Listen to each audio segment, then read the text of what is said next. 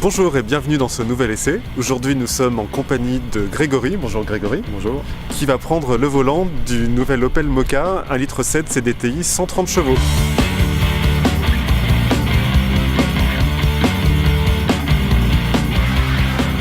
Alors Grégory, qu'est-ce que vous pensez de l'avant de ce SUV ?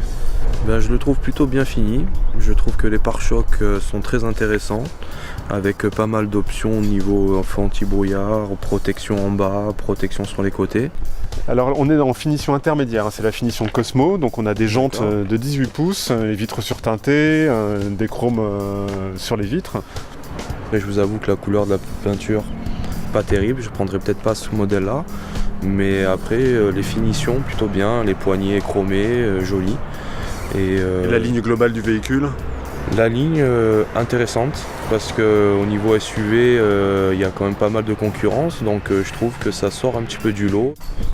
Donc l'arrière on retrouve les grosses protections plastiques, Tout à fait. On va peut-être ouvrir le coffre.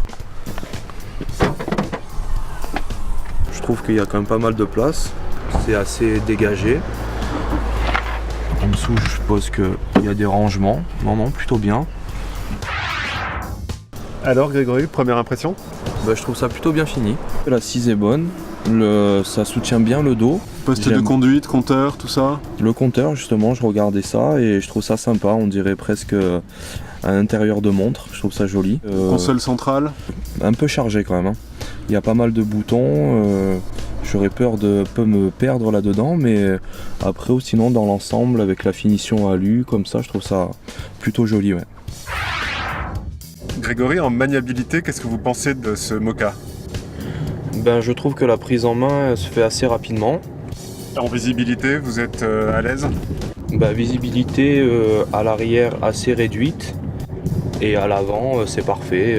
Le moteur de ce Mokka, c'est un diesel CDTI de 130 chevaux. En termes d'agrément, de souplesse, est-ce que ça vous convient ? Plutôt souple, assez coupleux en bas de régime, mais plutôt bruyant, je trouve. Moi qui possède une Clio diesel, je trouve que c'est quand même bien plus bruyant. Grégory, on arrive au terme de notre essai. Si vous deviez retenir un seul point négatif et un point positif ? Le point négatif, je dirais la suspension, trop rigide. Mais le point positif, par contre, l'esthétique en général, autant intérieur qu'extérieur, je trouve ça plutôt agréable. Ok, merci Voilà. beaucoup. Merci à vous. Et à la semaine prochaine pour un nouvel essai.